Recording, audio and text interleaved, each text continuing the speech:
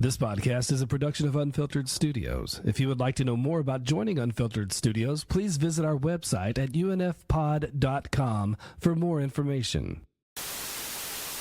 I've been really surprised and happy to see the types of people that come to our shows. I know that sounds elitist, but I mean, they're really...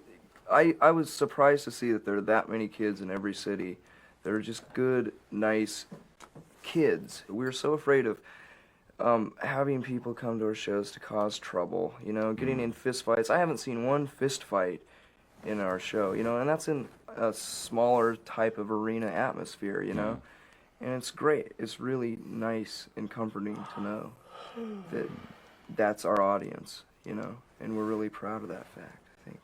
What do you suppose it is that draws them to you? I don't know. Being fans and just liking our music. I mean, just ignoring all the crap, all you know, all the rumors and stuff, and just being real, honest music fans.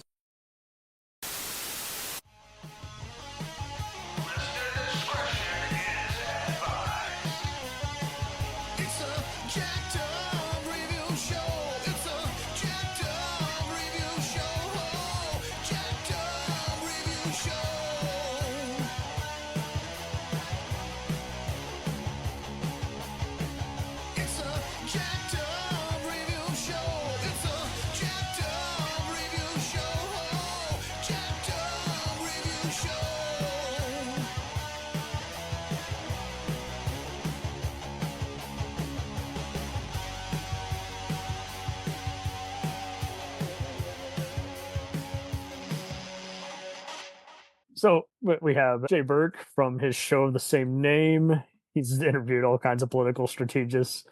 And then we got Ryan McGann from Front Face Lock. They have formed now together as best buds growing up, the Off Topic podcast. With my brother Sean McGann. Yeah. It gets personal now. It's very personal, yeah.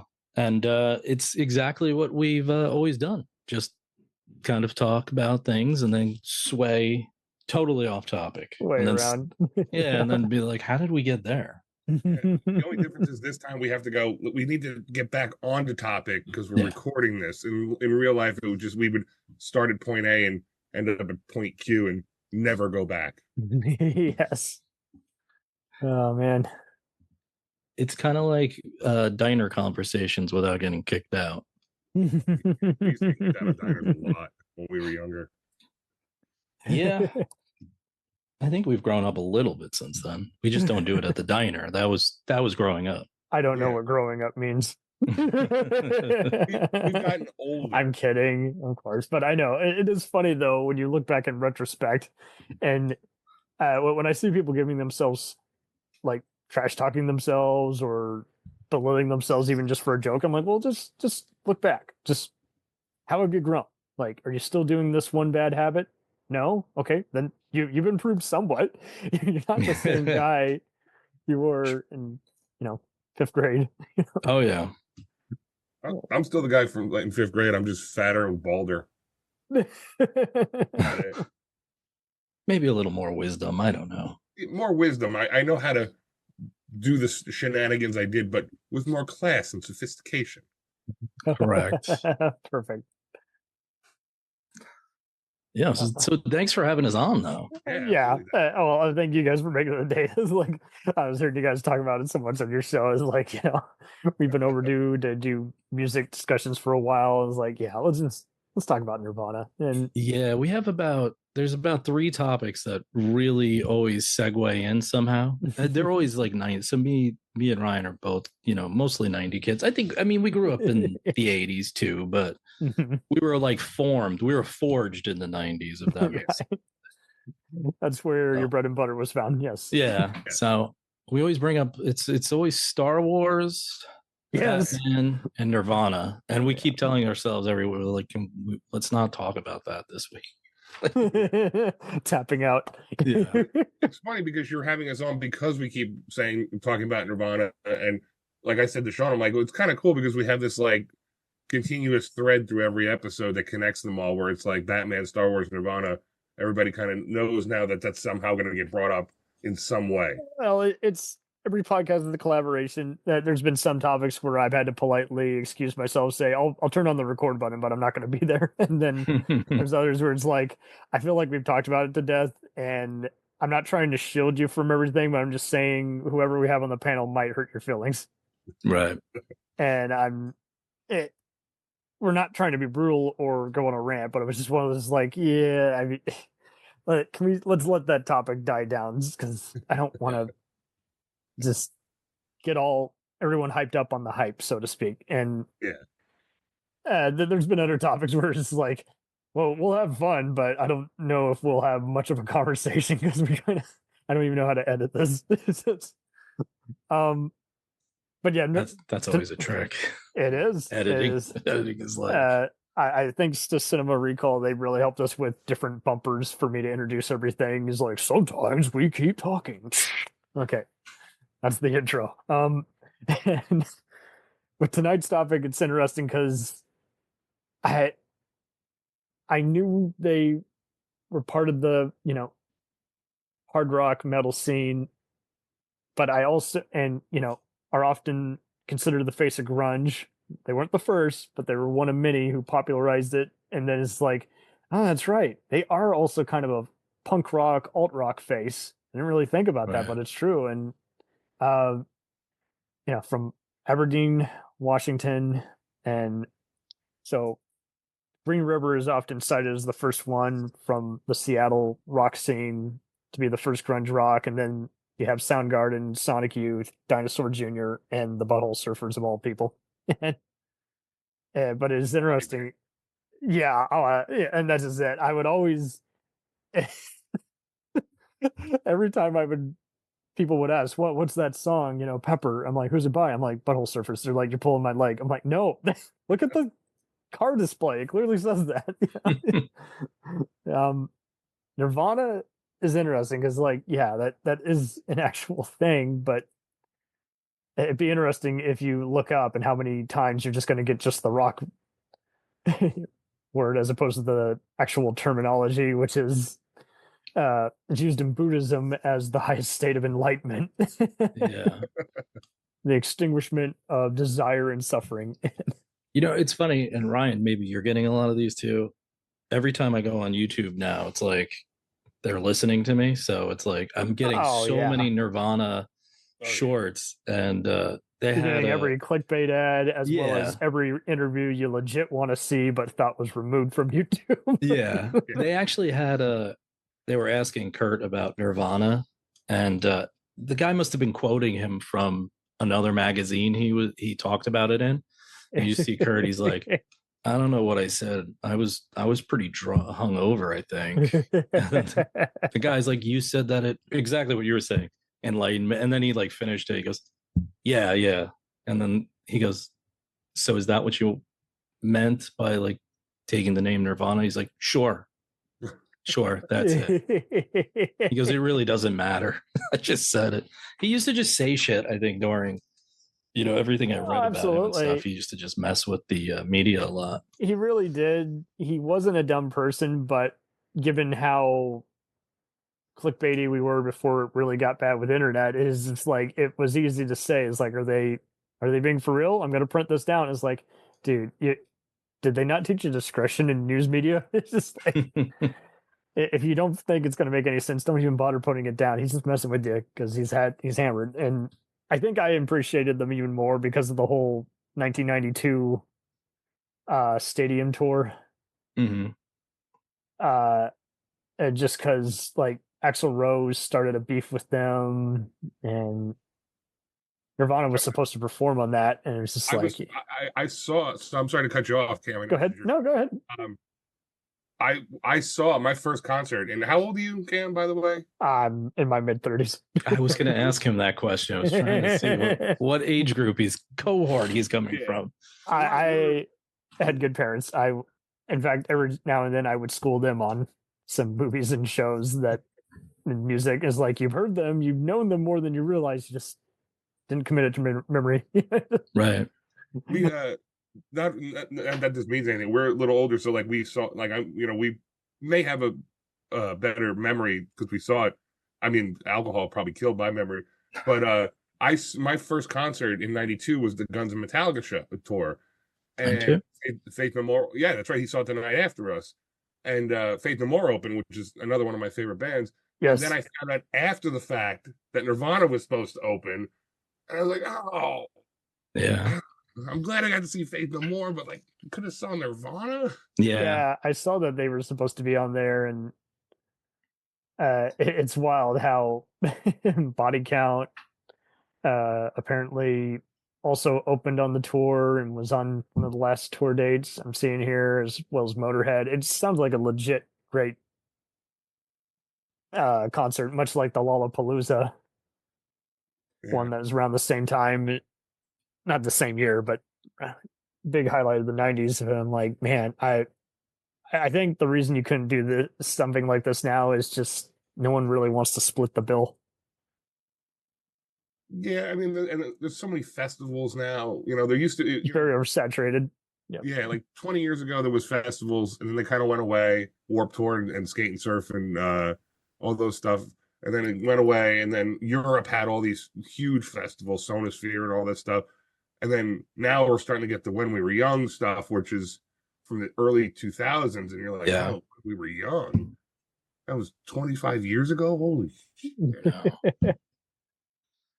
You know what helped that too? Why they don't want to split the bill anymore, I guess you could say.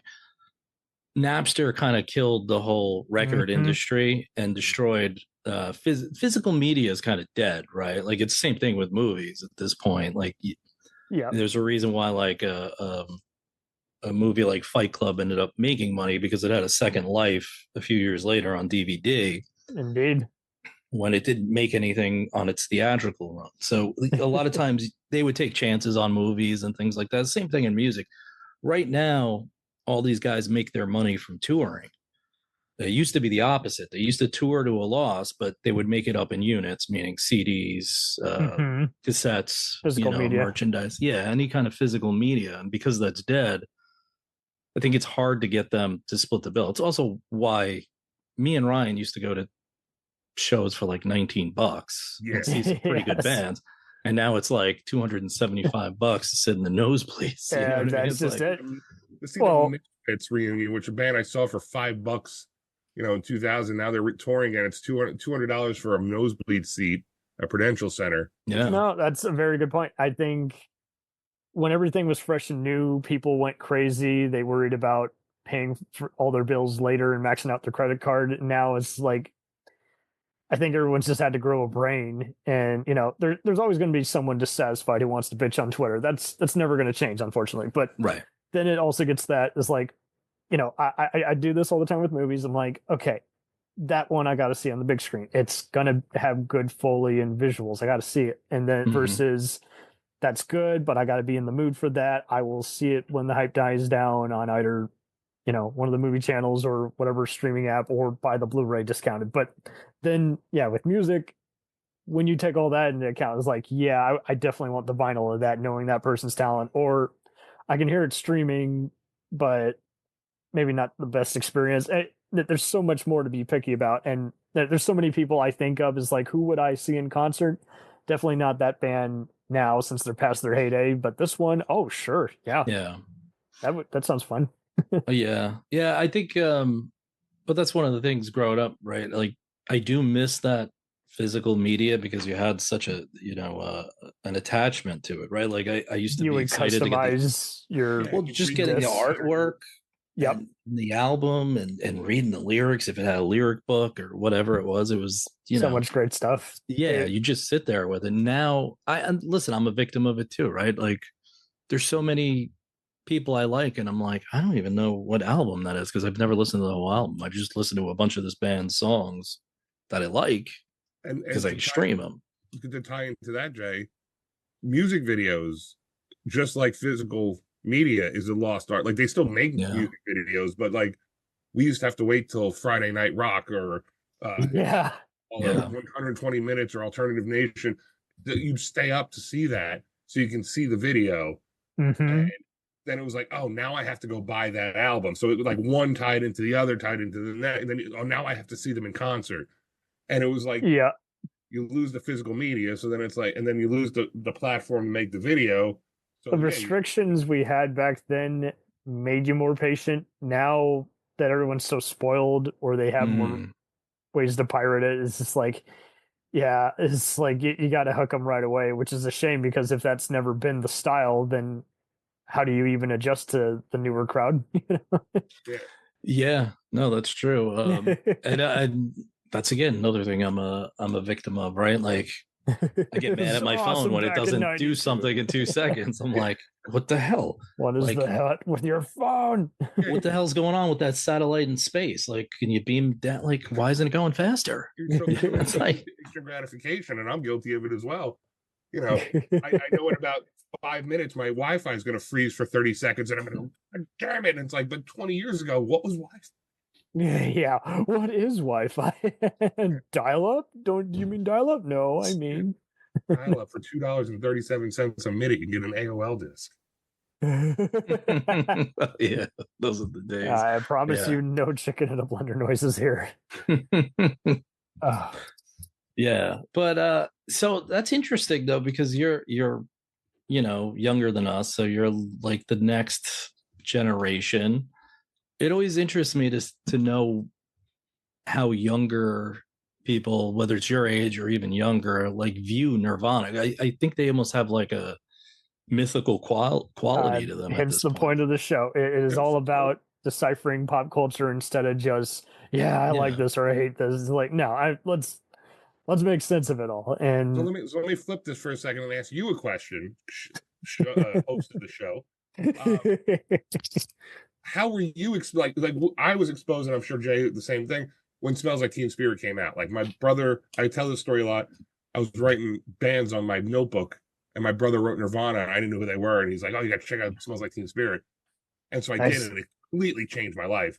So how, for somebody that was, I'm assuming you don't remember that, I'm just going on a limb, how were you exposed to Nirvana? So I just always had a healthy dose of it. Like, my dad would listen to all kinds of classic rock and folk music, and my mother was the pop side, and so I already had a healthy dose of everything from ZZ Top to Pointer Sisters to all kinds of other 80s synthwave acts, as well as, and movies were always had wonderful soundtracks from the 90s to early 2000s, so I would definitely keep up on, man, that, I don't know why, but that particular guitar tune just really stays with me. And Nirvana was just one of those, is like, I couldn't escape them. And I don't know if anyone else saw a lot of this, but definitely at malls and definitely at school, there was always someone with a Cobain t-shirt, or who would talk about Nirvana because they were big on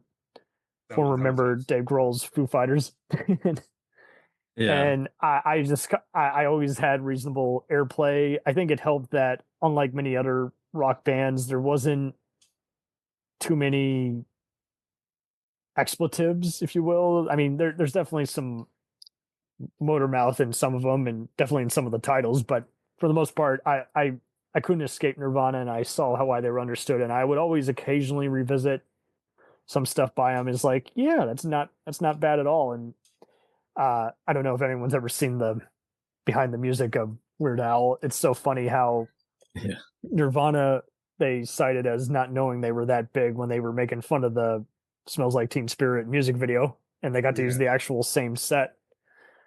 And I just always kind of I can see why it spoke to everybody. I think some people talk smack about them because they see emo crowds that go crazy about them, but I think they kind of originated the whole speak to all kinds of misunderstood and as many shy people as well as poets and other music artists. And so, I mean, if people only know about them because they played on a certain TV show finale or a superhero movie, that's whatever. But at least they know about them still, instead of just they weren't there at the time. They have no other reference point. I always dug their small melody, and my sister personally couldn't. she could never stand him growing up. It was just diarrhea of the mouth to her. But she saw the HBO documentary where they took Cobain's final days diary and matched it up with his music. So I think this is it. I think it is. He's an artist that just people want to know more about. He's hard to decipher, kind of like the legacy of Tupac in a way. I don't know if that makes sense. No, that's a good. You don't have to be a fan to know there's a persona behind him. So I think this is it. Like he just when he got so comfy, he left us, and I just always kind of dug the allure of it all. I'm like, yeah. So what does that song mean? That's a great build it's up. funny that you bring up the lyrics. Again, I'm sorry to cut you off. I do that a lot. No, you're fine. I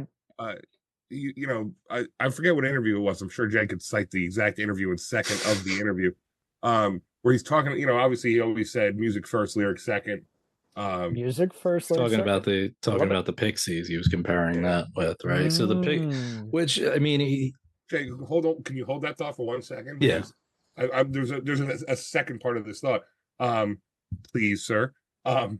He'd say, like, if I wrote a really sentimental line, I'd have to, like, I forget exact phrase, like, make fun of it the next line because he felt too sappy. Yeah. Sappy to be that sentimental in a song. I think that goes to the core of what he did. A lot of his stuff was like, I don't think he wrote like a song. Well, first of all, he said the lyrics were like secondary, but he used to write poetry all over the place. So he had lyrics just that he could take from. But I think he just had multiple meanings in a song. Like he wasn't, I don't think Dave Grohl said this once, and he was talking about Smells Like Teen Spirit. And he's like, I just don't see like the whole thing. Like he's trying to speak to a generation. He's like, I literally watched him write he used to just mumble Teen Spirit. And then 5 minutes before we recorded, he wrote all the lyrics. So I think for them, it's the feeling, right? Like they came around at an interesting time. Rock was kind of losing, there was a lot of talk about rock being dead. And you had like metal had gotten to the point like where it was just like schlocky hair bands. Yeah, right? there's Like, a lot of knockoffs. I mean, Metallica was still good and whatever, but it was like all the posers or whatever you want to call them came into it. Metallica's an interesting animal in and of itself. Well, they're how many people know them just for name recognition versus it's weird, but they are very much like Van Halen, where I just see everyone. The minute you mention their name, like it's the new internet Fred War. Like everyone wants to complain. Oh, there used to be this and there used to be that, and you guys have talked about new metal as well. It's like a lot of people just hate that era, and they can't give you a constructive take on what good, if any, came out and which ones were just more noisier than the last one. And I feel it makes me wonder how much of that is people who never cared for metal or hard rock to begin with and just wanted their scapegoat. It's the same with metal. It's the same with grunge, which if you want to break it down, I've had this argument too. Grunge is not a style of music technically. It's the dress, it's the appearance, the vibe. Yeah. Yes. Yeah, like Alice in Chains was a metal band. It's a subgenre genre. Yeah. Not an exact genre. It's just it is interesting. It's like, it's not really a style. It's just kind of a new label upon another label. Well, yeah, it was just like a different feel and look. Like me, Ryan, and Sean and myself have talked about it on Off Topic, right? Where like it's so weird because I say the four big bands, right? So that'd be like Pearl Jam, Alice in Chains, Soundgarden, and Nirvana are probably the four recognizable ones, right? Like, not everybody knows Mudhoney or who Mark Lanigan is or whatever. But out of those four, I mean, they sound so different from each other. They're guitar driven, I guess you could say. But like Soundgarden's kind of all over the place. They're kind of like metal early on, and then I don't know what they even get into. It's just like it's like hard rock, but like with with like metal undertones still. Like what I mean? Like they're just different. It's like a punk band, and then Mudhoney was a punk band. Screaming Trees was a rock band. Tad was a metal band. Some deep cuts. Nice. Yeah, Sonic Youth was a experimental rock band, I guess you could say. Yeah. Because there's no real category for them for some of their stuff, especially on Washing Machine. Like that's a Diamond Yeah. Sea 20-minute song. Yeah. So they just put the grunge umbrella over it because it all came from Seattle. But then you got to remember, like, Jimi Hendrix came from Seattle, but he's not grunge. Candlebox came from Seattle. They're not grunge. No, that's a good point too. Yeah, I would definitely put those more in alt rock or Yeah. And there's still experimental. people coming out of Seattle, right? Like I know the Head and the Hearts from there, and that's like, I don't know if that's a mix of folk and some other stuff, but it's I think, they came out at a time. I feel like what happens is the same thing rap, changes, hip hop changes during that time. And it's like, I don't think like the bean counters could figure out what the hell was going on. No. They always end up getting like the recipe later. Like by the end of the 90s, they have it down in music.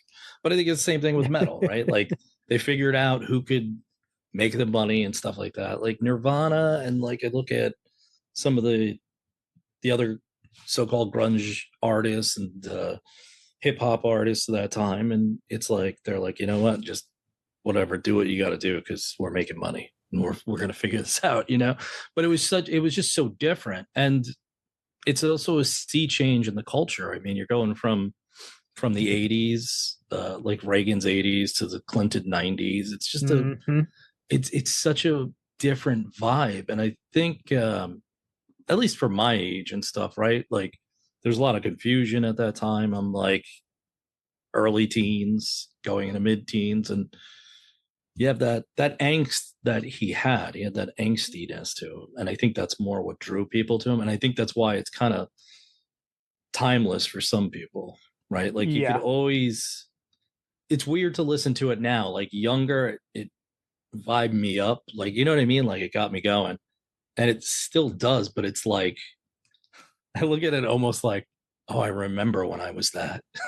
Like No, it's good. Like I don't have the same like his line, like, the opening of Serve the Servants, Teenage Gangsters paid off well. Now I'm bored and old. Thought it was like the best line back then, and now I'm like, I live that line. I live it. Oh, so there you go. There's in a different way because you're old. I'm sorry again. Yeah. Man, sorry, I keep cutting you off. No, it's fine. I think you're right. Appreciate it in a different way. Like Jay is saying, when you're young, my high school quote is one more special message to go, then I'm done, then I can go home. It's from On a Plane, and I looked at it, I was like, that's a really cool line. And it's like, I'm leaving high school, so one more special, and then I can go home. And I like, now I listen to that song and I hear that and I go, well, that kind of has a whole different meaning now. It's a very sheltered kind of lyric. Yeah. So I guess starting at the beginning, can you talk about what kind of town Aberdeen is and what it was like growing up there? And What kind of town is Aberdeen? It's a coastal logging town in Washington State, and it's really secluded, and it's about 200 miles away from Seattle, which is the only really large city in Washington State. And Olympia's about halfway in between those two towns. And Olympia has a little bit of culture, and I went to that place more than I went to almost any other place during my youth to seek out punk rock and a lot of other types of music, live music. what was it like growing up there? Just as a kid, was it kind of boring and hard to grow up there because there wasn't much to do, or you probably had to invent your own things to do and to amuse yourself? Yeah, well, we invented our own amusement. We vandalized, skipped school, smoked pot, smoked cigarettes, and that's about it. Listen to music. The local record store only had top 40 music. The local radio station only played top 40 music. So, I mean, we were pretty much just stuck with whatever was there in Aberdeen, Do you think that's why? I mean, a lot of, aside from, the obvious way Nirvana sounds, you've got a real pop sensibility. Do you think that's where that came from, or what kind of, was it your mom listening to stuff, or what do you think you heard first that might have had a subconscious? Well, my parents were never music lovers. I don't recall my mom ever really owning any albums besides John Denver's Greatest Hits. Is that the Greatest Hits album where he's going like this with his hand on his hat, like this going? Is that the Greatest Hits album? Or just one of his popular records? I don't know. But that's about it. That and just top 40 radio, you know, Seasons in the Sun, really white bread, white pop music, you know. Do you think that's what kind of seeped through, or do you hope it was maybe something better than that sort of? Well, it must have seeped through. I mean, it must have had an effect on us. Yeah. Do you think, I mean, if you had lived in the utopian suburban neighborhood and maybe had the typical family and you know, the Cosby Show upbringing, do you think you still would have picked up a guitar and wanted to do what you do now? Or? The utopian neighborhood? If you mean if I lived with Dr. Huxtable? Yeah, probably. I think so. My father one time, a few years ago, he wrote me a letter and he said, I would like, in one way or another, he said, you know, if it wasn't for, you know, living in an oppressed town, you know, you wouldn't have had the incentive to really go out and prove something to anyone. And he likes to take credit for that, for bringing me in, you know, bringing me up in a small town. But no, I'm sure I would have looked for punk rock, and it just would have been easier for me, and I would have gotten into it at an earlier age, you know. And I just would have, you know, I mean, I just think there's a breed of people who really honestly like music, and there aren't very many of them, really. You know, and those are the people who usually become musicians, you know. And it doesn't really matter what environment you grow up in, you know. It's just, you know, some environments are more restrictive than others. I found him aggressive but suspenseful, for lack of a better word. I was just like, I wonder what he's alluding to there. And I think hearing him again in more recent years, I feel like a lot of the music is just kind of, I don't ever feel like he's putting himself down, but I feel like he's showing what he's learned, showing what he thinks. It's definitely more personal, I guess. And I think everyone found a lot of relatability in a person who thinks, is basically spewing their self-doubt thoughts out loud, kind of. He didn't come off like whiny to me in his. Yeah, no, I didn't find him emo whiny. comes off like sometimes some of the emo acts, like it's like, oh God, stop whining. Get laid. Yeah. Stop it. Stop it. Yeah, there you go. Schwarzenegger comes in. Stop it. Sound board doesn't work here on Zoom, so I'm gonna give you the cane. Yeah. But I mean, you know, and it's not just them. Like Alice in Chains is amazing. I loved Soundgarden. Pearl Jam has a lot of stuff I like. Some of it I don't as much, but like, you know, they just hit a nerve, you know, and it was so different and new, and it wasn't like who would have thought at one point people would be moving from like LA to Seattle during that time to try to get discovered. Yeah. Like it was just such a different vibe, you know, just a different way to go. It's definitely an unusual vibe. Can you think of anyone else who has MTV Unplugged like as one of their first albums that comes up? Like people prefer that live version. Alice in Chains is pretty great too. That's true. Okay. I think you're right. They're kind of the face of one of the many. I think when people think, the Unplugged, it's Nirvana, yeah. You know what's crazy about that show is he's 3 days sober on that, like he quit heroin, and they said like he was so fucking pissy the whole time and like so mad with the band they didn't even know if they were going to play that show. Like, and there's a clip of it came up on my Instagram reels because I think we have the same algorithm where somebody yells "Play in Bloom" and he goes "In Bloom." Yes. Bloom. How am I going to do that? Yeah, how am I going to do that? And then the Live and Loud was shortly after that, I believe. Which one? The Live and Loud. Oh yeah, I think you're right. That was later that year. Later that year, and that's when he's like, you know, people are saying MTV sucks. He's like, then why are you here? Live and Loud is like, oh, that was New Year's, right? That was New Year's, and that's one of my 94? favorite live concerts. Like I watched, they played Blue on that. That's one of my. I favorite know that was songs. crazy too. I remember that. I think I That's watched that at nutty. your house live. Yeah. I think anyway, Wow. but that was Did you hear like, how Cobain amazing. attended a Stone Temple Pilots and Butthole Surfers show at the Seattle Center Arena in '93? Oh, No, I didn't hear that. He was basically, basically the Butthole Surfers opened, and He loved the Butthole Surfers. yeah, Scott Weiland saw Kurt and stopped security from tossing him out, and it was an awkward interaction, and Kurt says to him, "Hey, people tell me you sound like Nirvana. You must owe me some publishing money then." And Scott actually took out a crumpled $1 bill and gave it to him. I love STP, and unfortunately they do get pegged a lot for all that stuff. They got pegged for all of them. I got them mixed up growing up, but you can tell that they lean way harder like into their vocal delivery. But Oh yeah. I think again, so the '90s revolutionized a lot of things, but then they screw it up for a lot of people who just weren't paying attention to any of that. I guarantee you, if I were to reach out to some family members, they would be just like that. They would piss all of us off here. They'd be like, "Oh, what's the difference between Alice in Chains and all this?" And I'm like, "There's a lot of different things, but okay." Yeah. As one of the best dual vocal bands in history. I mean, Lane Staley and Jerry Cantrell. I mean, Lane Staley alone. I is one of know. the greatest vocalists of all time. Up there with Mike Patton from Faith No More and Freddie Mercury.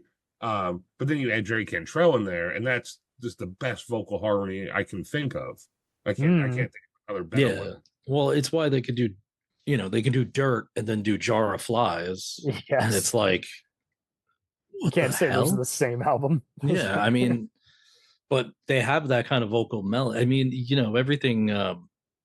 Those two together. That's why I think I said the one show they're probably technically like the best band from that whole scene. Just because they probably the two. I don't know. I mean, Cornell was a really good singer too, though. Cornell was delight. Cornell was like and he was a really talented guy too. Which it's sad that he died, but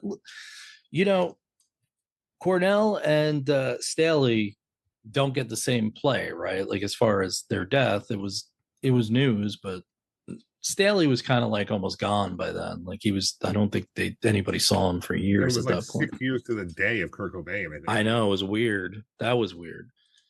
Cornell was like a shocker because like all of a sudden like that just came out of nowhere. But yeah, I think Cornell had just been so influential. He was definitely hard for me to keep up. It's like, okay, so you're part of Temple of the Dog. Yeah. Didn't get near as much exposure as either Soundgarden or Audio Slave. But I think... Well, they only had the one album, too, so that was... There you go. Right. And... but yeah, Cornell is like, I would see him do his solo stuff, and I'm like, geez, so his first solo record is like Euphoria Morning is like one of my favorite albums ever. It's so good from front to back, and it's so it's like all over the place. It's a little weird, you know what I mean? It's like weird in parts, and then he's trying like a little almost like R&B on one of the songs, and it's like, but it works, and it's weird and like whatever. I mean, later on I've seen him in interviews and stuff. He's like, I just wanted to try this. He's like working with Timbaland and shit, and that stuff I didn't love as much, but definitely unusual. I mean, all these guys, they were basically their own agent in a way, I think. Like, no one can schedule stuff. They figure out what they want to do. I actually didn't know that to even Nirvana, when they did their best of stuff, they had some legal issues because a lot of them earlier on release material had just been with so many other labels. But I always... you're talking about with like Sub Pop and stuff? I think it was the proposed box set of on-release stuff they did in the late 90s. It surfaced in 01 with the 10th anniversary of Nevermind, but I just found that interesting how just there was always new merchandise just coming out for a group that had kind of been defunct, since the Well, they're 90s. such a staple in society, and I think Courtney Love had a lot to do with the legal rights, if I'm not mistaken, Jay. Yeah, I think you're right. I think you're right. They're well, and of all the artists involved with them, I guess I'll do a lowdown on the main ones. So yeah, there's Chris Novoselic, who's the bassist, and then there's Dave Grohl, who's part of the drum kit. Cobain's doing the singing, but he is also lead guitar.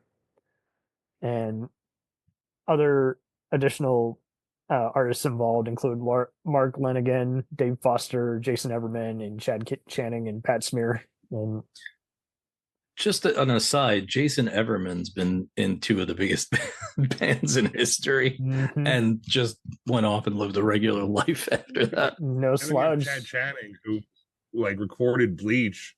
And, Dave Grohl gives him all the credit in the world when they got inducted into the Hall of Fame. He's like, hey, you guys like In Bloom? You know that? He's like, that's all Chad. That wasn't me. I had no idea about all the different REM connections.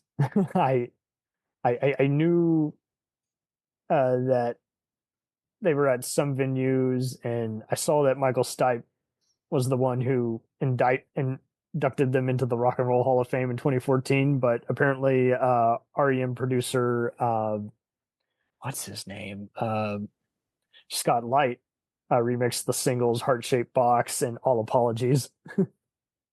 Oh yeah, so that was the oh my god, what am I drawing a blank? He was the guy who did Surfer. Who produced In Utero? I can't remember his name. He just died. Butch Vig. I keep wanting to say Butch Vig. Butch Vig was but he was Nevermind. He did Surfer Rosa anyway. That's why they picked him. But I know Steve Albini was the Albini. producer, Thank you. And people thought it was a little flat, and Light came in, basically. Well, because he did like lo-fi type of productions almost. And, right. We got to be huge. We got to be bigger. And I think Kurt was into it. It's very weird reading up on him because he's like, right, in one instance, he hates fame. Yes. In the other instance, he's like, I can't put this out. It's like suicide. You know what I mean? Like it's career suicide, which I guess anybody could get into that frame of mind if you got that big too, right? Like you probably hate it and love it at the same time. I think that's why he's kind of liked. He comes off less genuine. As a show off. Yeah, definitely more genuine. That also makes better sense why he wants to help out other guys who he admires, like Shonen Knife and Meat Puppets. But and everyone's like, hey, we want to talk about you. He's like, I want to talk about who I admire, who should. Yeah, he was very big on that. In fact, he used to draw, like even on his guitar and stuff, he'd draw a lot of the bands that he liked, just so he could try to get people to get into him and stuff. But it's pretty much free advertising, but I think it helps that it's legit. Like it's like, hey, what's up, man? Yeah, they're weird. They're an accident to me, though. That like looking back on it, I think they're just almost accidental. Like it almost seems that would make better sense. Why no one can replicate that? They don't know why it worked. Taking note. It almost feels like one of the other bands should have got bigger before that. It's funny you bring that up, Jay. I was trying to find a way to segue into this, and you just gave me the perfect way. There's a great documentary that came out in 1995. It's called Hype. Oh, that's a great documentary. And it's about the whole Seattle sound and the whole Seattle scene. And Kim Thale from Soundgarden has a great quote. He said, because they were the first one. Well, they were one of the first ones. Obviously it was Green River, then Mother Love Bone, Temple of the Dog. I promise I will watch that. And Kim Thale says, he goes, it's like having a lemonade stand. You have this lemonade stand and everybody likes it, and then somebody down the street opens another lemonade stand and everybody flocks to their lemonade stand. You go, well, what about my lemonade? My lemonade is way better. And that was him kind of describing how he wasn't shit talking, because later on he talks about how much he admires them. They were friends with everybody. But he's like kind of saying like, well, why are they getting popular? We've been here. We should be the one getting popular. Yeah. Why can't we all just share the stage and we're doing this same thing. Why is this standing out to more people versus this crowd? Is Hype's the one where didn't somebody call Sub Pop like one of the New York Times or somebody, and they wanted to know some grunge lingo, and they all just started making it up on the phone. They're like, we go schlogging on Saturday night. They're like, what's that? And they printed all this stuff in the newspaper. That was just bullshit. It's like a band name. There is no reason to it, but it's our own little private joke. Yeah, it was funny. Like someone who, again, just no discretion whatsoever, just not asking enough questions, just jotting it all down. And to be fair, you kind of had to if you're doing it over the phone and there's no way to, record it, verify any of that stuff either. But yeah, it was like, once you put it down, you can't retract it. You might be open to a legal shitstorm if it's really off color. Well, you could see like what the hype was. Like, remember they had that what was the movie Singles they made in 1992, which was just straight up based off of that. Nirvana's like the only one who's not in that band in that movie. Isn't it sad that a movie that's just okay is liked even more just because of the music that's played in it? Yeah. I still love that movie. I mean, the whole love storyline is kind of silly, but I do love that movie because it's not even just the music, because the soundtrack's fantastic. But right, like when we were kids, what that come out 92 or 93, I think. I think so. 92-ish, yeah. 92, and it's like, we're engulfed in the grunge scene in our heads and listening to it, and then you get to see a movie what it's like living there, and it's like, oh man, I really wish I could live there. Yeah. At that moment, just go to one club and see Alice in Chains, and walk down the street and see Soundgarden, and then walk down the street and see Pearl Jam. They're everywhere. That would be amazing. Probably like $7 to get in or something too. Yeah. I can like never a 2-drink minimum. I think it was said before why Nirvana didn't make the movie soundtrack in time, but I can't remember the reason why. Like, remember it offhand. I just know. It's funny. Do you ever see the movie PCU with Jeremy Piven? Yes. That's another one getting a resurgent. George Clinton's the band in that, but Nirvana was supposed to be the band. Yes. What could have been. It might have given them some exposure, but I don't think he was dead yet. I think it was just something with the record company wouldn't let them be in the movie or something like that. I don't remember the exact reason. I think you're right. There was some cock blocking. There was like some kind of gatekeeping. Hold up. I'm going to look that up now, actually. They were ruled out for being too expensive. Okay. Too expensive, yeah. It was the Google Dolls were considered, and the director thought they wouldn't be appropriate for this. And so he's like, yeah, let's go with Nice way to say it. I mean, that movie probably would have been way different with Nirvana or Google Dolls in it. Like George Clinton was the perfect choice for that. Yeah.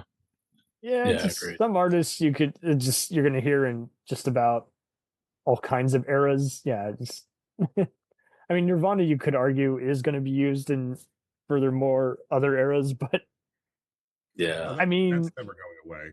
If let's say they were still making music now, I guarantee you someone would eventually want to be like, oh, you hacks, they were never that great. It's like, I think in a way they got out when they really actually did need to get out. Like, well, you bring up a good point. I think about that a lot. Like, Grohl could have continued it and been a legacy. Yeah, there's a legacy and a myth there at this point because he died.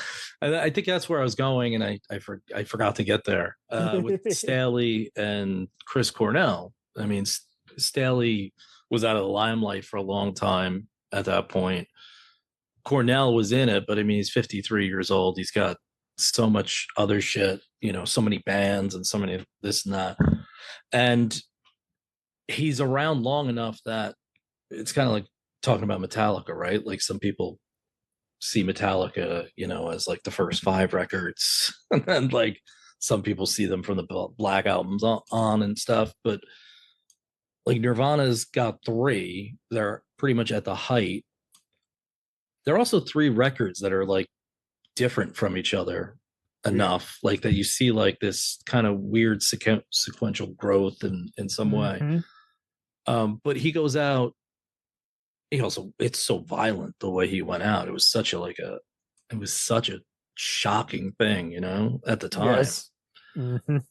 I remember hearing about it Ryan will probably remember this. You might not have ever seen this, but do you remember like was it channel 13 where people used to put their like shit for sale? It was basically like the Craigslist type of deal. But video version? Public, yeah, it Wow. was a public thing. And How do you even pay for airtime of that? It was literally like I mean, this is way before satellite and real cable. It was like channel. It wasn't 13. That's PBS for us. It's like channel 12 maybe. Where it's like it was literally like just digital. You would pay like $5 to the local cable company, right? Put an ad up, and people. A lot of it was like, "Congratulations to my high school graduate," blah blah blah, and it would have like their picture or whatever. And it was so just weird. Like local. It was local access, like what Wayne's World is essentially, right? But it was okay. That makes better sense. It was just ads. Right. But they would play music and then they'd play like news sometimes at the top of the hour or whatever. That's wild. But I was at my friend's house and we were like talking and then he said something about Nirvana. I go, hold on. Why are they talking about Nirvana on here? And all I heard was at the end, they're like, it's thought that the Rome overdose or something was a suicide attempt. And that was like a month before. That was the day John Candy died. Yes. And I was like, another great I was like, legend. Why are they talking about the Rome overdose? I didn't hear the beginning, but it wasn't until like I got home and I had a lot of phone calls, and then my dad told me, like he just said it. He's like, "Oh, your uncle called too." He's like, he wants to know if you know about the guy who died, and I was like, what does that mean? Yeah, like a lot of people die every day, Dad. I hate to tell you this. Yeah. But he told me, and I was like, I was so shocked. Like I remember, like I had to sit, like I was in such shock about it. I was in 7th grade, and I've told this story. I don't know if I told it on our show. I told it on my other show. I was walking home from school, and I had a Walkman every day, and school was like a mile and a half from my house, and I forgot a tape in the Walkman one day, so I was trying to tune into a radio station walking home from school, and it was very fuzzy. It was like, and all I heard was the body of Kurt Cobain found dead, and I was like, wait, what? And I ran a mile and a half home, and if you know me, I don't like to run ever, but I ran a mile home, and I turned on MTV, and it was that famous Kurt Loder. The body of Kurt Cobain is, been found in his Aberdeen house, and like that classic. I think me and Jay used to joke around about this like all the time. If you've never seen Nirvana live, well, now you never will. Yeah. Wow. Guess what, kids? Nirvana, you're never going to see them live now. You know what? Have they ever attempted a hologram? Because they've done it with Michael Jackson and all these other artists who are immortalized. John Lennon. I'm surprised no one has attempted a Cobain. I don't know if people are afraid to touch that well. Yeah, I mean, I can see it with Michael Jackson though, because it's like a performative art almost, like with him. You know what I mean? Like he did the moonwalk and he did although I mean, it'd be cool if they started like exploding stuff on stage. There is a way to make it cheap, like make it look like sparks are flying off without actual shit getting set aflame. I mean, I'm sure everybody here has seen the 99 Woodstock documentary by Vice. And it's just like, I think this is it. I think a lot of ones that were so ambitious back then, people are just afraid that it'll get out of control. It's like, well, just ask yourself, people, who's in charge here? Plan it out, coordinate, you'll get your money back. You can get wild people and still have a safe, secure event. But I get it. I get that not everyone wants all the time to deal with all the tickets, food, and hotels, coordinating all that. And it is a pain in the ass. I don't even know what the price of something like that is nowadays, though. It's in the thousands, probably. I think it's more like, how do you get that many people to pay? Although they still have these things, right? They have like Coachella and all that kind of shit. Yeah, but I mean, I've seen groups like the old 97s and Cheap Trick who will perform at like state fairs. So well, yeah.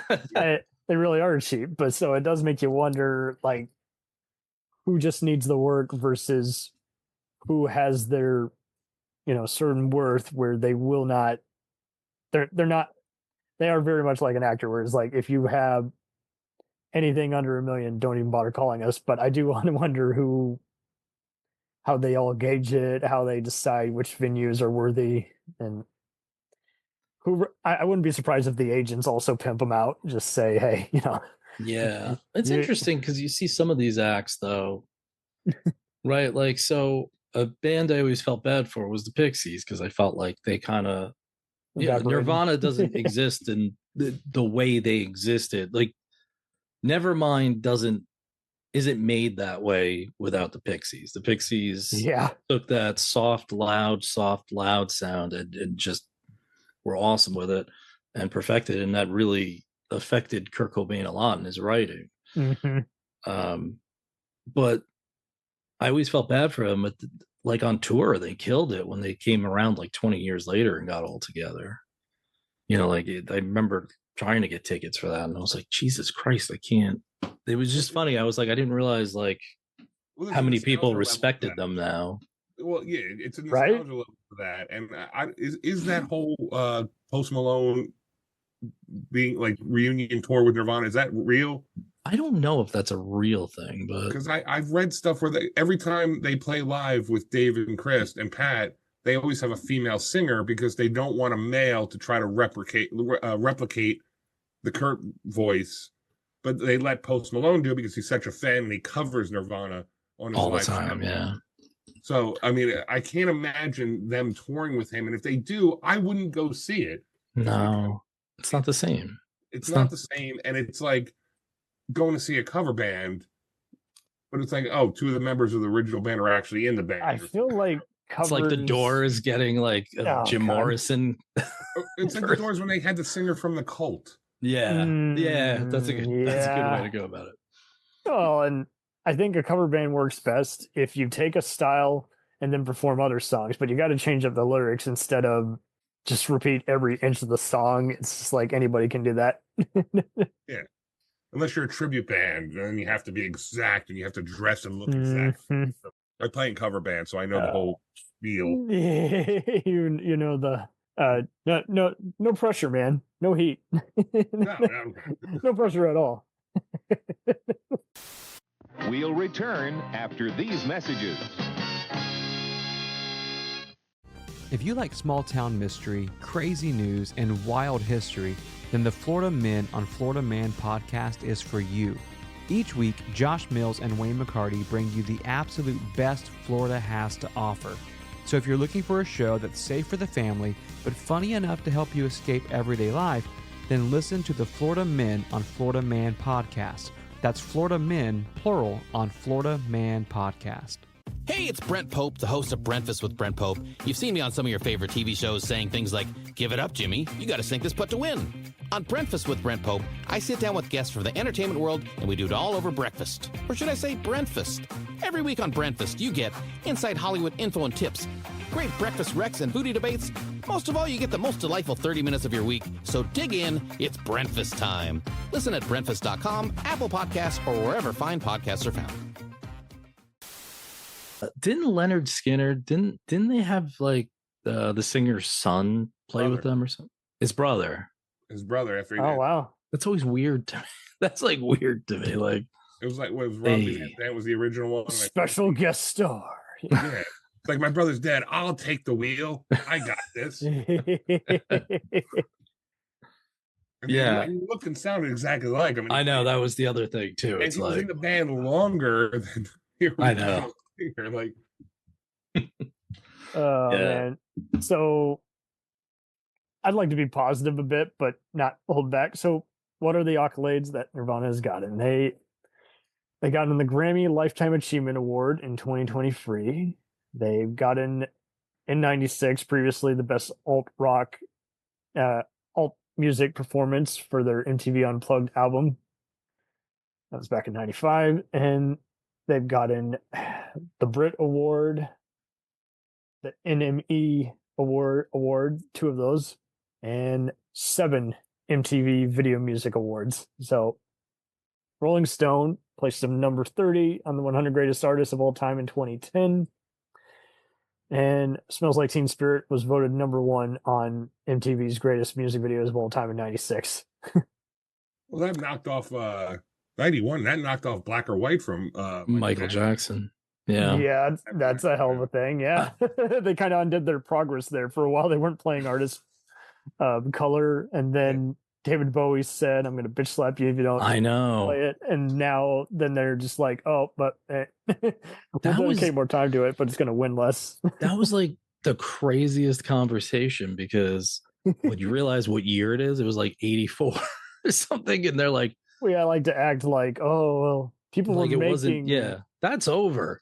That people, never, 100 years ago, people we were weren't racist. that advanced in the 80s. And I think 1990, I forget which group did this, but they took off being gay as a mental illness in like 1990. So we weren't that advanced, but we had just more opportunities to become famous and make an impression and shock the world if you were a celebrity.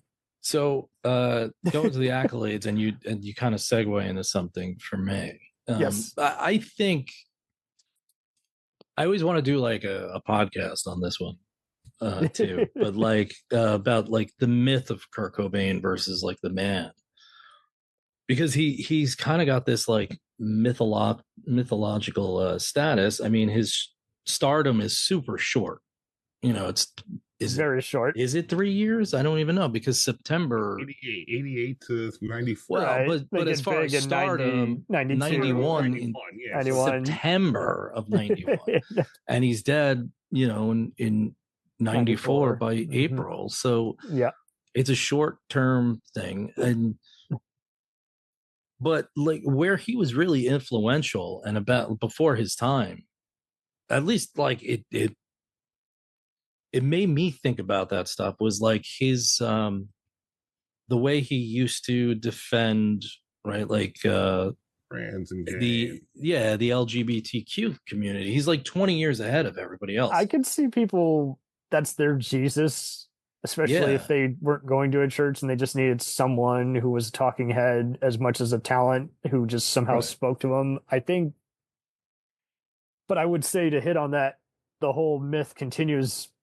I struggled just even before this episode. I really don't know why he speaks to everybody. I think he's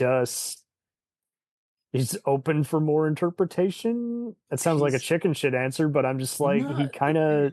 I think the music is like an open sore. I don't know how to explain it. I think that is, it's like it bleeds. We all bleed differently. We all live differently. He's gone so quickly. Like you're just getting to know him, and then he's gone.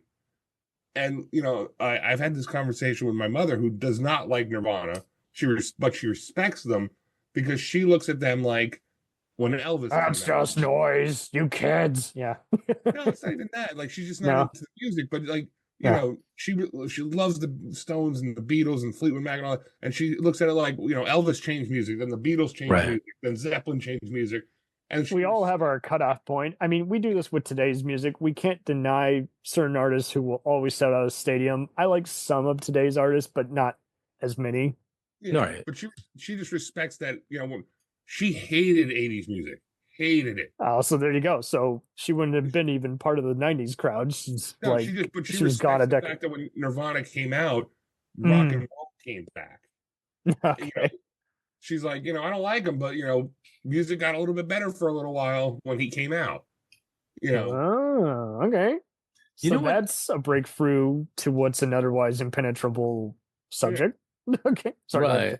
No, I was going to say, so I think musically what he did great was, I always look at them as he took the difference with him. All right. Like when you look at a punk band, right? Like look at the Sex Pistols, right? There you go. I think he kind of took that, but he merged it with the melody of the Beatles, because he's one of those few guys who like he loves like the Beatles and Lennon and the Knack and the first, and I think what he had going for him was like just this outstanding sense of melody. So as violent and as loud or whatever you want to say about the music, I think that's symphony. It's just he knew how to bring that together. I mean, that's the one thing he had, definitely. If you watch the classic albums on VH1, when that was a thing, but it's on YouTube, right? Which does Nevermind. and he says when they recorded In Bloom for the second time, because Chad Channing did the first one, Butch Vig wanted to double his vocals and Dave Grohl's vocals, and Kurt didn't want to do it. And Butch Vig says, I could get Kurt to do anything if I said Lennon did it. Yeah. And so he plays it. He goes, this is just Kurt's vocals. This is Kurt with Dave's. This is doubled Kurt's. This is doubled Dave's. And it's a world of difference. And he did that because Butch Vig said John Lennon did it. And so all of a sudden you've got a song. If you listen to the original In Bloom with Chad Channing, it's a great song.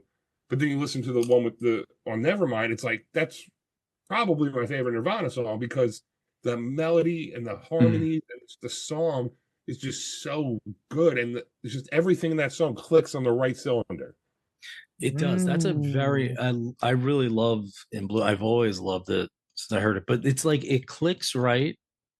But even though, like, what is the solo? It's just, we don't know why it clicks. It's just hard to decipher. I guess you could say it's more David Lynchian than David Lynch. It's just like how I interpret it frees me up. I didn't realize that he had one daughter, and it's Frances Bean, and she controls the publicity rights to her father's name and image now. She's also Tony Hawk's son. Yeah, I hope they have enough money to live. Yeah, I didn't realize that either. I forget that. Yeah, she married Tony Hawk's son, and they just had a kid, and Tony Hawk just made a quote. Riley Hawk. Wow. Yeah, I wish Kurt were alive to see his granddaughter. Man, well, see, I see that she's a visual artist and a model. I don't know, and she's so hot. I'm sorry, she's so hot. I'm not denying that. I just, it's wild. Like, if you don't go to some of these rock and roll websites, and since we don't do magazines at even gas stations anymore, how do you get exposure to new music artists who are out now? It's like Spotify took over everything. Yeah, the algorithms are like, but no one gets it. Well, how do you even make a living now? Because it's not. That's the touring, right? Like we were talking about. Or the other thing is like people aren't willing to go to as many concerts. But like that's why they're on. That's why you'll see like somebody you never thought doing The Voice or something, and it's like because that's how they fucking make money now. They have to. Weird Al, actually, to bring it back to Weird Al, which you brought up earlier, Cam. Weird Al years ago when he released Tacky and Foil. He said, which are two great songs. I love Weird Al. Love them. Yeah, I'm tacky. Such a good video. Everything about it's perfect. I love it. He said he doesn't even see himself releasing another album because he'll release singles on YouTube and he'll actually make money from that because people will watch it and then he can monetize it. So that's how. And like a lot of these artists, I work with a couple people that are like aspiring art musicians. And they said like they'll release a song on YouTube and just promote it and put clips on TikTok and Instagram and Facebook and all this stuff. And then it gets enough hits that they can actually monetize. And then, the guys I work with are making, pennies on the dollar. Yes. Weird Al is going to make millions of dollars because he's going to get, 50 million views on a video. So that's, I think, to bring it to tie it back in. There's no digital media where you can sit there and look at the album art and the lyrics and all that stuff, but you can go on YouTube, and as soon as you watch the video, that's another click. That's another dollar for them. And that's how they're making their money. So even if they don't make the money on the tour, they just release another song on YouTube. There you go. They figure out the algorithm before it's even an algorithm. It's like I think it helps that there's all these other third-party sites that will share these different things. Right. So anyone who's constantly checking the different forum and everything, they already have it locked in. But man, that economy is really weird. I think like how do you keep up with it? It's so where do we go? I mean, even for us as podcasters, it's like if you get 50,000 views and 200 subscribers, we'll give you $1. Yeah. Okay. Yeah, or let me try. Okay, well, how do you do that? Well, we have to have content.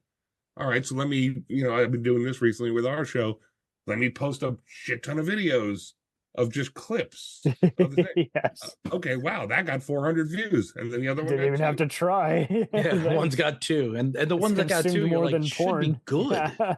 This is the one I liked. This is the one this one I thought was going to take me somewhere. I mean, I'm sure we all did this with podcasting. It's like, why did everyone listen to the episode I made my less time God, for? dude. The one I thought sucked, but I need to release something. The one Front Face Lock, when I was doing that show, we did a DX in your house from 1997, and it got like 400 listens, and I'm like, why that one? Of all the ones, yes. And you could never tell. Page, and it got quoted on dirt sheets, and that only got like 100, and this one got 400. Like, how is that even possible? Yeah, I'll never understand it. And I think, like, sometimes I think you just have to, like, in order to make it, it's just like sell. I don't know, like sell your soul and just keep putting as much content everywhere. Like, I'm glad you love it. I don't know why it works at all. Yeah, nobody knows how this works. And then you get some guy that's just posting videos of him. It's provocative. No one knows what. There's the YouTube guy that just goes, fuck this shit, and then he jumps into something and starts screaming. He's got millions of views, and we're talking between the, you know, our shows and your show and everything, we're talking about very interesting topics, and we're like, we got 30 listens on this one.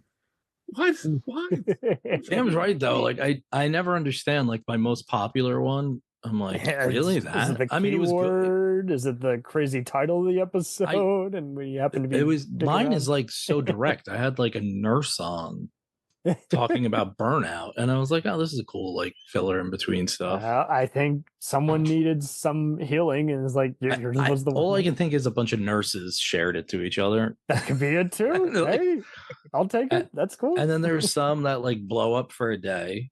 And I'm like, this could be huge. And then it's like nobody listens to it ever again. And then I have one that like I have one now from like 2 years ago. Every day 3 or 4 people are listening to it. And now it's got like a pretty good amount of listens. But I'm like, where? Why? Like, why now? I wish I could figure out where it is and like where it's shared. And in the episode that people go, this is so interesting, I have to share this with my friend. I will never understand. And it's like, and then it's like, what the hell is the algorithm? Want to understand? Yeah. Like, what the understand, because I want to, like, I don't even care about making money on it. That'd be fantastic. I just want people to like, I listen to your show, Cam, and it's fucking phenomenal. And Thank you. Jake's show, it's whatever. It's okay. Okay, you trying to start jealousy here? No, that's how. That's how we know the show is over. We start arguing. But like the show I'm doing with him and my brother now, there's genuine moments where I'm editing, laughing hysterically. I'm like, okay, this is definitely going to get a lot of listens because there's no way people are not going to think what we just did was fun. Like the Droopy Dog thing, I could not stop laughing while I was editing that. And it got listens, it got a decent amount of listens, but I'm like, what is wrong with you, Keith? Like, do you not have a sense of humor? Like, we just released one about aliens with Smith from the Story Of, and it's like, this is so interesting. Yeah, granted, I released it 5 hours ago, but I'm like, this should still have more listens than it does in the last 5 hours. It's fucking interesting. And with, Cam, with your show, I mean, you got thousands and thousands of followers. But it's like, it's an investment, but it's it is. We had to. We didn't get that way overnight. There's episodes I've remastered, and I've been like, yeah, I can't actually do anything with this episode. Like we just recorded an argument basically, and that's what we try not to do. And so I think everyone's got to keep learning, keep doing something different, and keep falling into it. I'm so happy to have people who we meet up with weekly. And we play off each other, and when we're out of steam, like we go into producer mode. It's like, okay, now let's wrap up. We speak all these languages, and you guys have that rapport as well, especially when you bring your brother Sean on. You know the do's and don'ts. I've ever met in my entire life, by the way, and I'm being like very biased, I guess. But no, he's hysterical. Literally one of the funniest people I've ever known in my entire life. Can take the most mundane shit you've ever heard. You will complete each other's sentences. It's like, oh, I was gonna say it if you were gonna say it. There's sometimes though where he starts talking and you go, I'm not even gonna say a word, I'm not gonna interject. Yeah, like when he has a good rant every episode. I told him that last time. Like it's just like it's like I'm like, oh man, I wish I could rant like that. Holy shit. And it's so calm and smooth, and it's like just flows Like, how do you think of this shit? I know. He really I is. think like, this is the definition of these artists we follow. They don't know why it works, but everyone keeps telling them, "Oh, keep doing it." So they keep doing it until they're like, "I'm done, dude. That's all I have to say." And One I, special message to go, and then I'm done, and then I can go home. You know, yeah, that's what it is. And you know, if to tie it back into Nirvana, we got off topic. Off topic. But for me, with Nirvana, if I may speak personally for a split second, yes, growing up, I always wanted to be in bands. I always wanted to be a musician. Me and Jay as well, obviously. You know, we learned how to play guitar, but then like we listened to bands like Metallica and Megadeth and Slayer and you know all these bands where it's like I can't do that. I can't. that's too much. Yeah, It's too much. And then I hear Nirvana and I go, well, I can do that. Like I'm wearing a flannel shirt right now that I wear almost every day, Jake and Nirvana. yes. And this is literally, I bought this because Kurt Cobain wears this shirt on a boat in an interview from 1993. He's on a boat doing an interview. Jay's going to look it up right now. I can tell. I saw the body language. I saw this. I'm gonna look it up. Jay, I'll send you a link. I saw this shirt online. I go, that's the shirt. And I fucking bought it. And every time I'm off, this is my, like, I'm home casual shirt. And I bought it because Kurt Cobain wore it. Me and Jay growing up, when I actually had hair, we had long hair. Such long hair. And we would, like, I saw a video where Kurt had his hair pink. I'm going to dye my hair pink. Oh, I saw a video where it's green now. I'm going to dye my hair green. His hair stayed. My hair did not. I tried to grow it out a couple of years ago. It wasn't the same though. Oh, so there you go. There's Hot Topic. Like we would buy any color we could find, just rub it on our hands with the gloves and put it on our hands. Like, why's your hair pink? Well, Kurt had his hair pink this week. Oh, so there you go. No one can just find this mystery of someone you want to be like and emulate. But you know, this is before internet trends. This is before other fashion stuff. It's like, yeah, something about this person just perplexes us, but in a good way. It hits you at a certain point in your life. Like I was 91. I was 10. Jay, you were 11, 12, I think. Yeah. And, you know, 91, I was in 7th grade. Or no, 91, I was in 5th grade. And I was just like, Jesus, I always loved, my mom raised me on Clapton and the Doors and Fleetwood Mac and the Stones and the Beatles. There you go. My brother got me into Metallica and Guns N' Roses was always one of my favorite bands and all this metal. And then all of a sudden I hear Nirvana and I go, whoa. So different. What is this? What genre is it? Yeah. It's 4 chords. And it just, he's screaming, but it's melodic and, holy shit. And then, there's other bands like this? Tell me more about that. And all of a sudden I just opened up and I was just like, then I besides the big 4, you learn about Mudhoney and Screaming Trees and Tad and all these other bands like Bikini Kill and Hole. Even at that point, like you hear about all these other bands, you go, oh my God, this is a whole different world of music. They've existed, but I do find it also funny how which artists are only known because another artist was emulating them or doing just one side of the same coin. And it's like, and I'm seeing people do this with film snobs. It's like, yeah, okay, well, I knew about that artist. I didn't know why you had to hear that guy say in an interview he was inspired by this person for them to matter to you all of a sudden. But whatever, man, whatever makes you check it out. But it's just like nothing is ever 100% their thing, and half the time they don't even know they're emulating it. But I guarantee you, Cobain would be caught dead actually just being, just stealing something. Like he just kind of goes with just whatever's in his mind. I think instead of he's doing covers of this and that, he's just a very passionate guy who, as unfortunately left us, but like I don't see any. I think he just avoids a lot of the pretentious trends that many artists become guilty of. And that's why I think, Jay, you and I talked about this on one of the last episodes. That's why I love the song "You Know You're Right," because it kind of showed where the band was going. You know, you're right. So yes, that's a deep cut. That's great song. I know Jay's not a huge fan of it. My problem is like I don't picture it as like his song yet, though.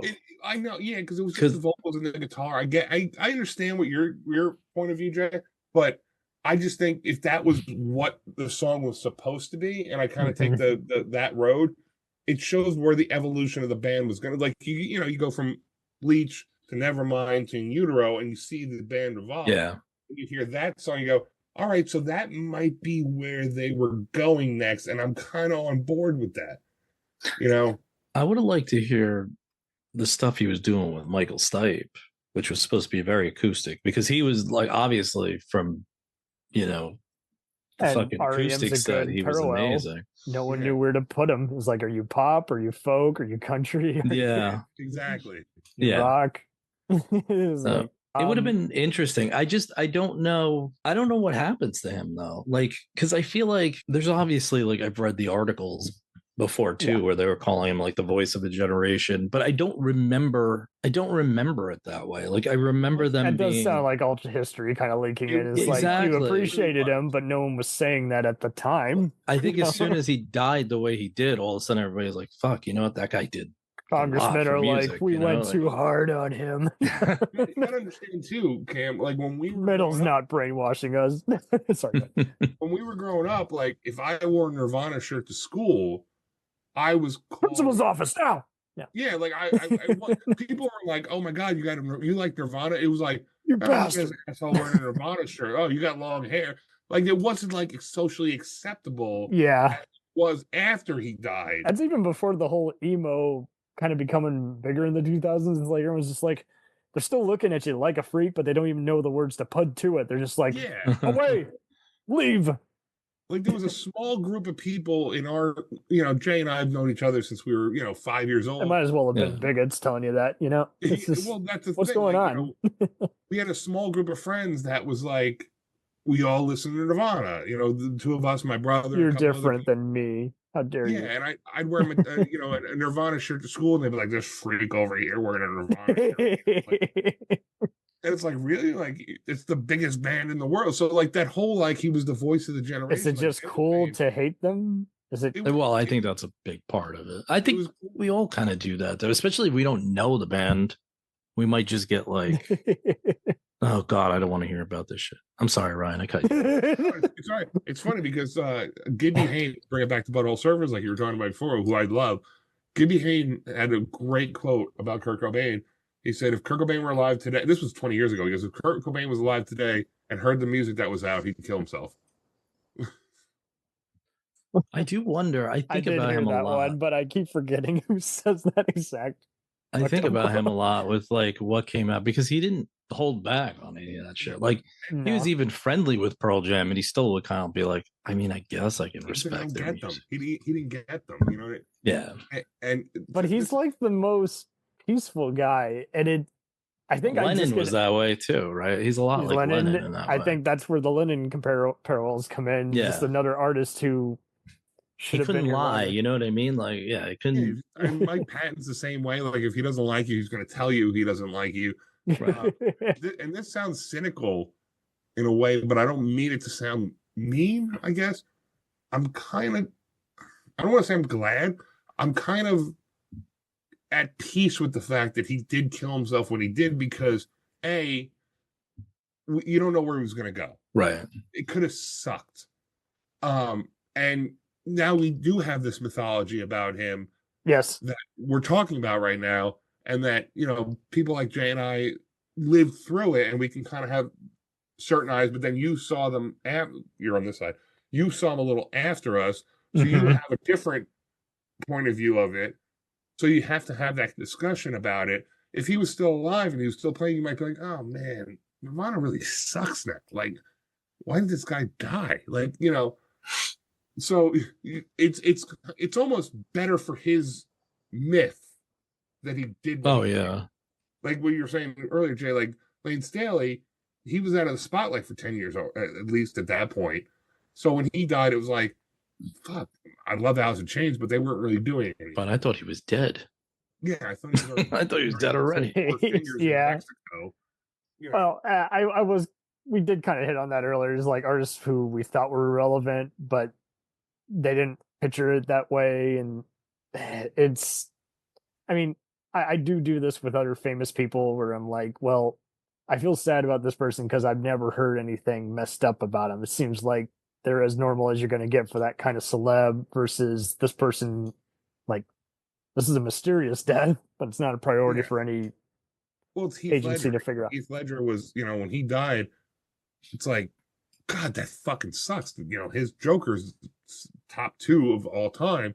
We liked him before even that, it's just like Things I Hate About You. I love that movie. But it's like, you also have to look at it like, well, maybe he might be doing, fucking Caddyshack 3, so maybe it's I think there's certain artists, actors, musicians, whatever, that it actually I'm not trying to sound fucked up, but it's more beneficial for their career and their mythology that they do die when they do, because then they become legendary, if that makes sense. Because maybe Kurt Cobain wouldn't be as legendary as he is now. It is weird to think of an alternate reality where they have an album that doesn't sell all that great, and they teeter out. And Cobain said, I mean, I can picture an alternate reality where Cobain says, I'm done with music. I hate this industry. I wondered that too. And Dave Grohl does his thing maybe. And I don't know what happens with Foo Fighters. It's different. I think he still probably would have been Foo Fighters. He but did write Alone and Easy Target when Kurt was alive, because there's an interview with Dave Grohl where he says he played him the demo of that. Right. Hugged him and said that's one of the greatest songs I've ever heard. Oh, that's just it. I think Cobain was just so good at just kind of, he understood where everyone was, but he said a lot while saying very little. And like, he could be joking and you wouldn't know he was really being cynical or over the top. And with a compliment, like, I guess that's why the pureness of it kind of comes out in some of the music. Like, you're having stuff that should actually technically be disturbing or morbid, like some of the other stuff around that time, but he somehow is just waxing an unusual pleasant tune about somewhat depressing subject matter. So I think this is it. I think he literally is a glass case of emotion, if we're going to quote Anchorman. He's got all this stuff in one giant hive that kind of just echoed to all kinds of people. But yeah, where he would have gone from there, it really is anyone's guess. I don't think the bandmates knew where they were going from there. They were getting comfy with the fame. Yeah. I mean, I think Dave was going to go out at some point on his own. He definitely had it. He downplays it, but it's like, yeah, dude, you knew where you were going to go. You knew you had some idea, and you went when you were ready, Yeah. Does anyone have a favorite song? I mean, Ryan, you mentioned yours, and that's an interesting deep cut. That's one of Nirvana songs. I mean, In Bloom, Blue. There's just so many. I think this is it. Like, they were definitely one of the first where I'm like, I can put on the whole album and I slowly have a new favorite each time. I used to, there's all at least 3 different radio hits on 24/7. I kind of always was a big fan of Dumb, but then it's a good song. Then there was the other hit, which was The Man Who Sold the World. I thought was just like, wow, okay, that he's really waxing some philosophy there. But that's a Dave Bowie song, so that there you go. He somehow made it his own, even though it's a cover. So. He cheated and used an electric on stage on the acoustic set, but yeah. I don't think in my life I've heard a lot of perfect albums. I would say Dirt from Alice in Chains is a perfect album. I'd say, probably some of the Beatles albums are probably perfect albums. OK Computer, probably. OK Computer. There you go.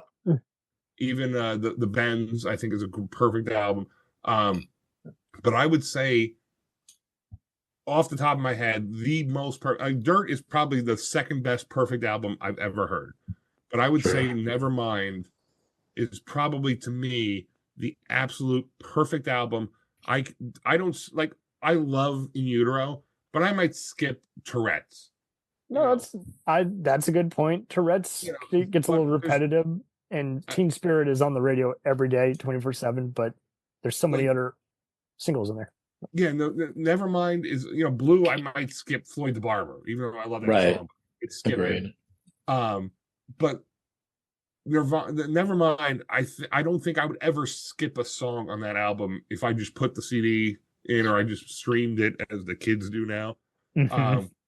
I don't think there's one song on that album I go, I like this song, but I don't love this song, so I want to hear the next song. Like, no, there's nothing on that album I would ever skip at all. I think you asked me my favorite song by them. Yes, In Bloom. Blue from Bleach. Yes. Mr. Mustache might be one. Drain You might be one. Heart-Shaped Box might be another one. Like, there's Francis. It's like a mood thing too, right? Like, that's the thing. Exactly, Jay. Exactly. It depends on what kind of mood I'm in. I still play an iPod in my car because I'm old school. Hey, I have that's one cool. playlist in my car on the iPod that's every Nirvana song. And it's broken up by album, and there might be a day where I just play all of them on random, and there might be a day like I just want to hear. That's dedication, my dude. Yeah, I'm old school. If I still had a CD player, I'd still play CDs. I wish we had more CD players, dude. There's so many times where I just want to get an album out. I know. But I'm like, there's one day where maybe I just want to hear everything on Bleach today.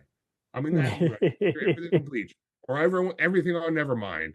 Everything on, Incesticide, everything on Outcesticide 1, 2, and 3, everything on Happy. We have all the imports. We have. I spent so much fucking money on those. Between the three of us, me, Sean, and Jay, we have every import that they like. If they say we released a new Nirvana song, it's like I have it. I have it on the only one was You're Right, probably is the only one that there's a song on Outside Side 3, I think, is You Got No Right, I think, and it's like a demo version of that. So we still have that one. There's not a Nirvana song I haven't heard. And it's Jay's absolutely right. It's the mood. It definitely made me know that you could demonstrate that with music, because it used to be just kind of put on a fun, catchy party song. And it's like, well, this can be a party song or this can be a mood builder. Like, I wouldn't be surprised if you asked people who are writing a paper or studying, and if this was their playlist. It is kind of an unusual setting. Kind of. Yeah. You were saying like a mood song, like, a mood swing, mood song, whatever. Like, this is going to sound so fucking weird, and maybe Jay will agree with me or know what I'm talking about. Something in the Way is a song that can make me motivated to do something. It's one of the most depressing songs ever written, but I can listen to that song, and if I was a football player and I had to go on the field, I'd put on Something in the Way, because it is a good workout song. I don't know what it is about. It's just something. It's the song. The guitar is out of tune. Time is precious. Yeah. He recorded it laying on a couch. Yeah, on a couch, and they untuned the bass and the cello. This is true. It's on classic albums, and they matched the out of tune guitar, bass and cello to the guitar, and it's so it's just so mellow, and you just like you listen. It gets to the chorus, and you go, "Fuck yeah!" Like I run on the field and I tackle somebody. Like, yeah, that guy it is kind of rowdy, but it's like a slow build up. Like, you're doing all kinds of things. Yeah. If I listen to this, I'm gonna want to cook a kick-ass meal. You know what's awesome in that song? There's just like one time that he gets high, like when he says Something in the Way, like he hits like a high note, and then it's fades out. It's so weird, and I'm like, that's so cool. Why didn't you do that again? But it's just had it somewhere.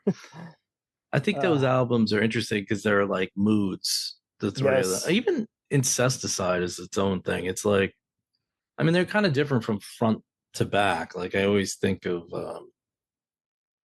I don't know, like, you know, the end, the last like 5 songs are just like, what the heck There's so is many going different musicians playing on Incesticide. Yeah. You know, a person has pretty much left their legacy if you have all these questions you want to ask them, like, Yeah. and in a good way. Like, you actually just like, I'm just curious about it, just because you have a cool perspective on this. Yeah, like what were you thinking when you recorded this song? Like what does this line mean? What makes you you, man?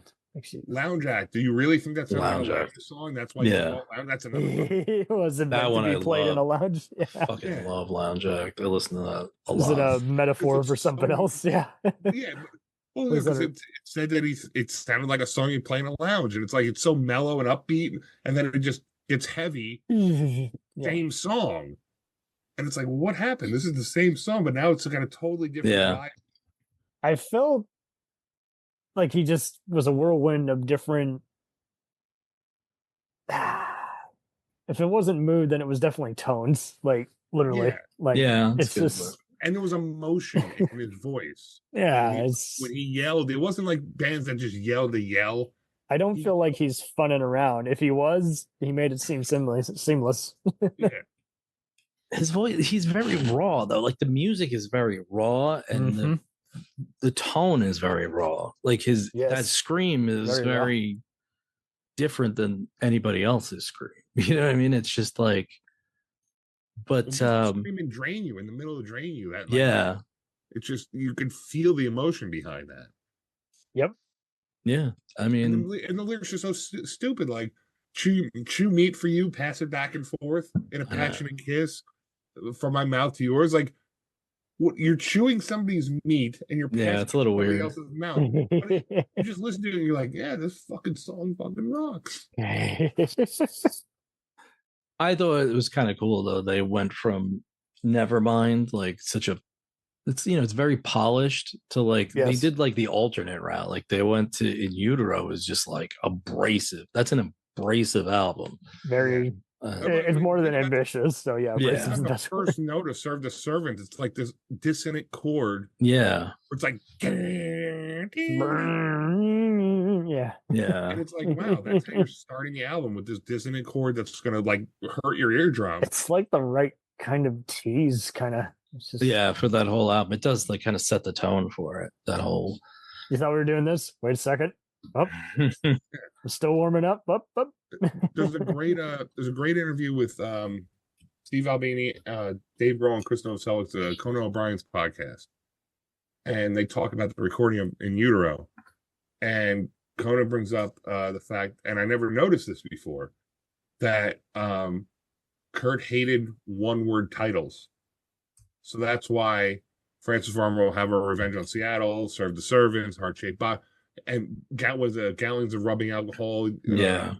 So like he's for In Utero, he purposely made a lot of the song titles weird and like longer and not just like Breed, In Bloom, never, Smells Like Teen Spirit or what, he made them like a little bit more like, what does that mean? I'm gonna have to sit and think on that. Yeah. I saw an interesting thing with him where he said, All Apologies is his song. He said it was like his song that makes him think of Francis and Courtney. He's like, it's not the lyrics, it's like the mood of that song. Like How the he lyrics made don't have it. anything to do about them, but like the feeling I get from it. So I mean, it kind of shows like the lyrics aren't. That's just kind of a thing, though. Like we've all done that. Like Yeah. someone's been like, "Well, what do you mean? Why does this make you think of that?" I don't know. It just does. So I think he popularized the whole loose connecting. Everything is a puzzle to us. We make our own puzzle. We craft it all together. When I was We have it make sense. Take this to me because I've been talking about me enough. You do you, bro. When I was 15, I wrote a song because a girl broke up with me, and I literally sat in my room in the dark and I wrote the whole song. Didn't write the lyrics, just wrote the music, and I still love this. Like I want to record it. Like I love the song. There's still time. And every Get time that I think crowdfunding. about it, I do have a couple like live versions. We've bands I've been in and played it. And every time I haven't talked to this girl in 30 years, every time I hear the song, I think about that moment where I sat down and I wrote the whole song, start to finish, and I go, man, like you reconnect with a moment. Yeah. Hang on. That's to a it. weird thing though There's still about being time. like, it's weird being older sometimes because like some things like I'll go back and connect with, and then some things it's like I connect with, and I'm like, oh god, I don't want to no, revisit this no, part thank you. chapter. Yeah. That's embarrassing. Yeah, I think that's the one fascinating thing about music in general is that every song you listen to, for the most part, especially when you're younger, can connect you to a moment in your life. Right. Yes. Like I listened to Smells Like Teen Spirit, and I remember, writing, Sean writing Nirvana on my book, and my life changing because I knew I could be a musician, and listening to, Four Horsemen from Metallica, and being like, oh man, I wish I could play that song, and I got to play it once, and I was like, oh fucking, this is amazing. But like there's, when I was moving from one town to another, my mom was driving me to where they were building the house, and we constantly listened to the Fleetwood Mac reunion tour from '97, the live album. So every time I hear one of those songs, it reminds me of driving to Mawa to, look at the house being built. And it's like, so every time I hear that song, that's all I think. So like music, movies are one thing. Like, you watch a movie, it's like you connect with it in different ways. You're older, Yeah. Characters. But music is like, it always brings you back to that first point when you heard it. And yes. That's fascinating to me. Where I agree with you. Radio? Yeah, I agree with you totally on that. You know what? It's funny because you made me think of it before, and I don't know what you said, but it was something like I watched Good Will Hunting like a couple of years ago, and I remember really liking it as a kid, but I was like 18 or whatever when it came out, 19 maybe, I don't know. And my view of the movie was always through, Matt Damon's character. Right. And then as like I'm older, it came back on, and I'm like viewing it from Robin Williams' point of view, almost like how he sees it. And I'm like, this is a fucking existential time bomb. I'm fucking done with it. Like I can't take it. I do like movies where you can follow different characters' journey. There's nothing worse than no, they didn't know. They just, winged it. Yeah. We needed another character, but the character became bigger than the movie or bigger than intended by actor or talent. Right. Behind the scenes. It's funny having to just kind of revalidate everything. It's like I don't think Cobain, again, if Cobain, he was authentic, but he, no one could have explained their success. They can only explain to you why they do what they do, where they do it, why they do it. Yeah, there's no reason why they should have gotten popular. Literally, Michael Jackson was number one. All the hair bands were still around. There were plenty of people way noisier than them, Yeah, and if you think about it, within 7 months, I just read this recently, 7 months span, Bad Motorfinger, 10, Nevermind, Use Your Illusion 1 and 2, Black, and Blood Sugar Sex Magic. Came out in a 7 month span. And the biggest band of all of them was Nevermind. The biggest album was Nevermind. And I'm not a huge Chili Pepper fan, but that was a great album. Like that's a great album. Oh yeah. And and the two Use Your Illusions were phenomenally big. And Black Album and 10 and Bad Motorfinger, they all came out within 7 months of each other. And Nirvana's unheard of. People are like still going, oh, that was the best album of the year. What else came out that year? Like really?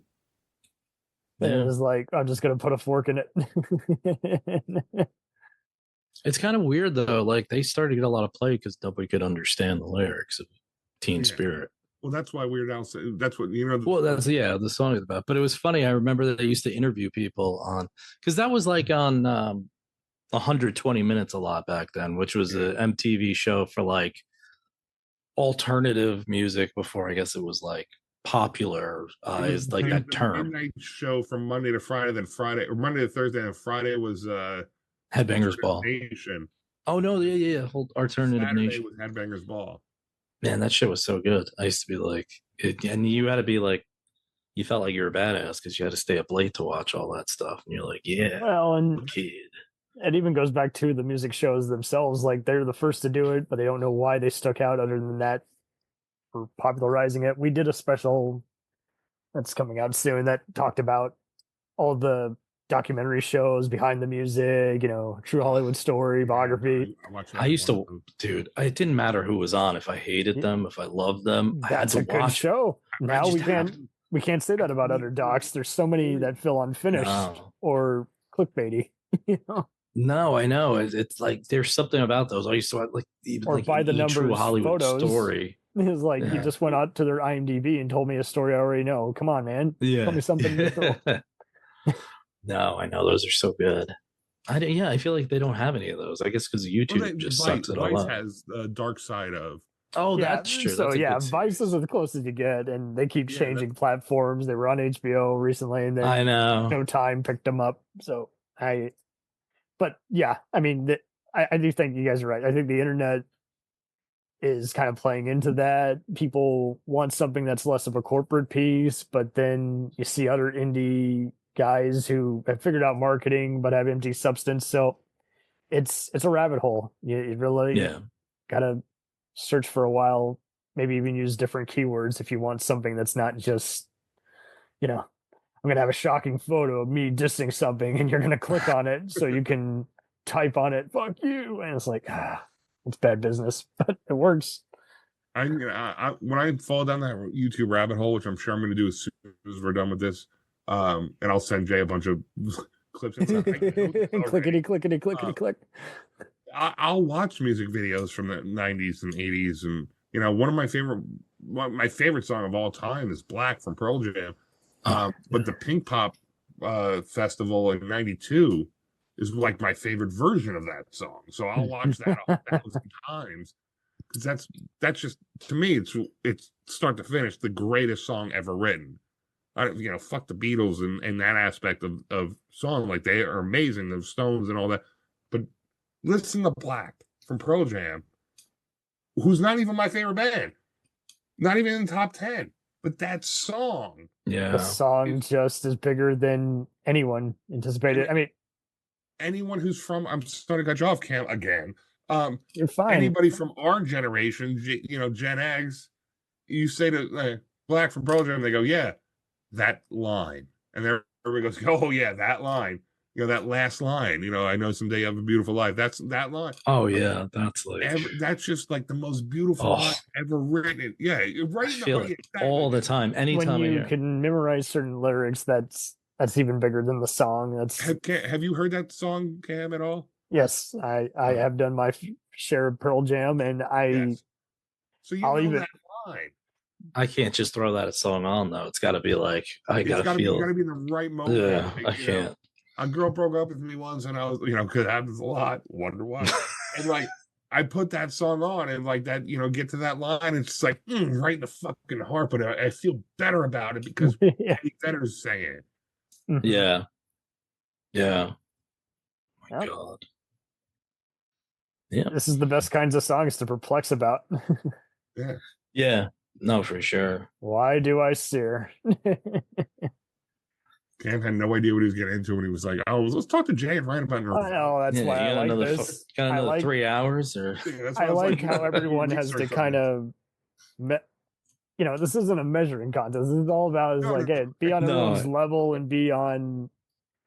It's like, yeah, I never thought of that, but that makes total sense. No, but that's why it's cool though. Like I do like getting the perspective of somebody who's just like born right after it too. Like, and then I like it like what are 20-year-olds think? And I see it a lot of times on the posts. Like, yeah, there's people who like shit talk them. If you didn't have parents or uncles who did this, then I mean, it kind of even makes you wonder, is like, what are places where people go to study or hang out with comic book or RPG nerds? It seems like all kinds of stuff is now that you used to had to do a 20-minute drive or get on your bike and go to a private location. Now, yeah, it's like everything's more kind of remote now. Yeah. There's less clubs for people to collect rock and roll t-shirts and discuss which album they just bought that they recommend to others. Yeah, I do miss going through like Sam Goody. I mean, I could spend hours there, Yeah. especially once you could scan the barcode and listen to like parts of the album. I was Yes. like, I'm just here forever. Yeah. I'm never leaving. Now malls are oversaturated. People just want to get in and out. I miss kind of the joy of, I don't care if we buy anything. I just want to do something. Just for 2 hang out hours. there. Yeah, now it's like service, all of it. Mm-hmm. It's weird. There's like food store, like grocery stores. People weird out. Doctors. If you've been here for a while and haven't bought anything. I'm like, I'm sorry. I'm waiting on someone. I was a mall rat when I was younger, you know, so Yep. cliche, but like Garden State Plaza and Paramus, like I found out who Marilyn Manson was because a kid I hung out with had a Marilyn Manson shirt, and I literally walked down the Sam Goody, found Portrait of an American Family for $5 or whatever, and I bought the CD. And I fucking. Well, who do you think a T-shirt would even be of? Like, if it wasn't of like a powerful figure, like I could see someone probably having a JFK or MLK shirt. There definitely were sexy celebrities, collages. There were definitely, for lack of a better word, movie characters. Yeah. Definitely stand-up comedians. You definitely would see someone with an Eddie Murphy or George Carlin shirt with a famous tagline they used. But I mean, rock music is like, there's so much free advertising in the T-shirt alone. Yeah, and that's where I learned about a lot of bands when I was younger. I learned they're a thing. I haven't heard them, but I've heard at least one of their singles. Yeah, or I'm gonna check them out. Like I told Jay this story recently. I think we used to go to Wildwood in South Jersey, and we went to this place called Cookie's Fun Shop. It was a T-shirt place, and I bought a Clockwork Orange shirt. I was 12 years old. I never saw Clockwork Orange, didn't know what it was. I just liked the shirt. It was the silhouette of all four of them. And then the next day when we got home, I went out and rented Clockwork Orange. 13 years old. They let me rent Clockwork Orange. My parents were like, yeah, it's fine, whatever. And I watched Clockwork Orange and I went, holy shit. But I wore the shirt to school and people are like, what's Clockwork Orange? And I'm like, oh, you don't want to know. And then wait till you find out. Yeah. You find out what this is. It's the sacred fruit. Yeah. I still love it. I still got the poster back there. It's still one of my favorite movies, you know, like. Nice. Yeah, I remember the first time I saw that too. I mean, I was thinking I was like 15. I don't think I saw it at the same time as you, but I was still like, what is going on? What the? Well, I kind of miss just the comfort of everyone's own home where it's like, okay, yeah, I'm going to watch something. You know, I don't have to be judged. And I don't know what it is now. Is like, do you feel like people do this with music where they just want to put it on to make noise instead of enjoy it? Somewhat. Yeah. But I think that's I don't like really blame the younger generation for doing it because like it's become weird for me like not to have noise in the background. Yes. Like it's just like I think we're going on. We're trained now to be. I mean, my house. I'm Jay, your house as well. Like we always had music playing. There was always music playing in my house. Record player, yes, 5,000 records. You know, or we had the radio playing, or you know, my grandmother used to cook and she'd put on CBS FM. You know, the big difference now is that like you talked about it with like your mother, right? Like, or even when I drove with your mother, like Clapton was always playing. We all had like a shared experience. So like I remember going to Brooklyn with my parents every Sunday. And man, I could sing like any 60s, 50s, or 70s song because they just listened to like the golden oldies and all that stuff. But it's like a shared experience. And now everybody has a device. Well, because everybody's can be more selective now. And before it was like, what's on the radio is what you like. Yes. You're playing the song because you like this song, whether you like it or not. Now you can make a playlist. Well, I mean, you're also surrendering to an algorithm. Like it's not totally your choice. Yeah. No, but I'm saying people who like go to Spotify and they make a Spotify playlist. Yeah. Or for me, like I make a YouTube playlist or an iPod playlist. I'm choosing songs that I like to put on that playlist in a certain order instead of listening to the radio. Yes. When you were younger, it was like you put the radio on and it's like, I never heard this song. I kind of like the song. And then you hear it 10, 12 times in a 2-hour car drive and you're like, okay, now I really love this song. Yes. You can listen. You know, The repetition is earned because you have more time to consume and reobserve. But at the same time, like, there was something to be said. Like, I could just listen to anything I want. Like, anything in my head, I just go, I don't even remember the name of that. I just remember he says boogaloo, boogaloo, and I'll put it, you know what I mean? Like, and I put it in Google and I find it. But there was something to be said back then. I mean, like, Ryan will remember this, like sitting by the radio, and it's like after the commercial break, you know, Smells Like Teen Spirit's gonna come on. You're like, oh fuck! I'm looking forward to it. The bumpers were better. Yeah, like it's like they were their own character. Yeah, it was like, you know this what is we sound like, Jay? We sound like the people older than us that were like, we had 3 channels. I know. We had to wait. We always run that risk. I try so hard not to. To be fair, you at least remember when it had its own identity. Now it's like you see so many program execs in interviews. They're like, we don't even know what our channel's really playing. You know, it's just on. I mean, that's kind of the curse and the blessing of us being in the generation we grew up in, is that we saw it from 5 channels to radio stations to internet to streaming to DVD. You know, like, so we got, you know.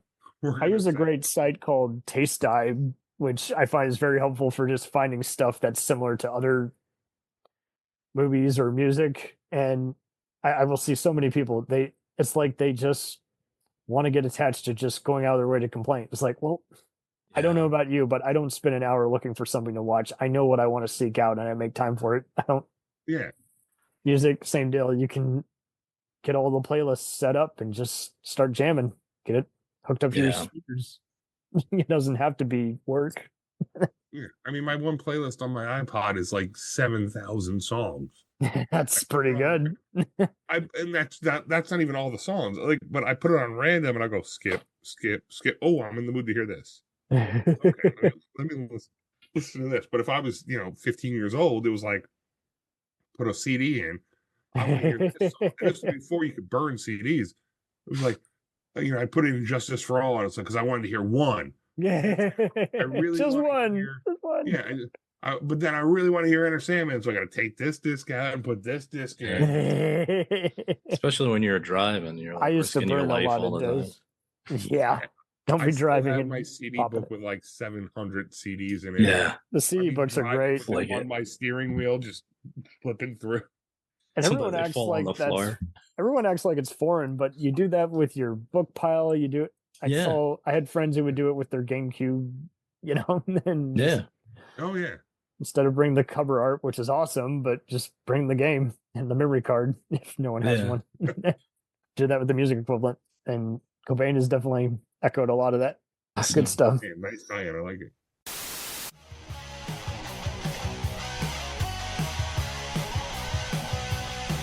Follow us on the web on Facebook, Twitter, and Instagram. The podcast is available on Podbean, Spotify, iHeartRadio, Anchor, Apple, and anywhere else podcasts are available. Feel free to review our show and leave comments on any of those sites. Thanks a million for listening. It's a